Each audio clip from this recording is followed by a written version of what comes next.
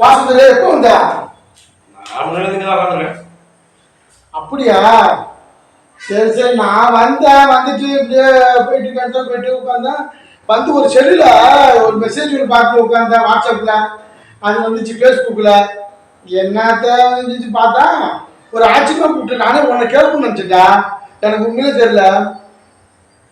சென்னையிலேருந்து மும்பைக்கு போறதுக்கு 1.5 மணி நேரம் ஆகுதான் ஃப்ளைட்டு. நல்லா புரிஞ்சுக்கணும். இங்கதான் ரமேஷ் நிற்கிறான், கரெக்டாக புரிஞ்சுக்கோ. சென்னையிலேருந்து இன்னைக்கு வந்து அதான் கொடுத்துருக்காங்க. சென்னையிலேருந்து மும்பை போகிறதுக்கு 1.5 மணி நேரம் ஆகுதான். அதே மும்பையிலேருந்து சென்னை வர்றதுக்கு விமானம் 90 நிமிஷம் தான் ஆகுதான்.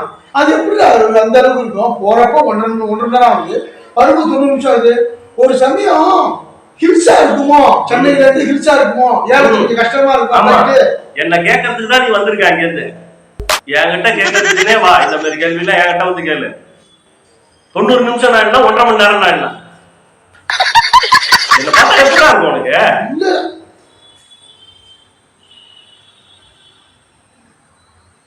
இல்லடா, 90 நிமிஷம் தான் என்ன, 1.5 மணி நேரம் தான் என்ன? சில விஷயங்கள்லாம் உங்களை கேட்கக்கூடாது. என் வாய் வச்சு சும்மா இருக்கணும். என் வாய் கேட்க மாட்டேங்கிறான்.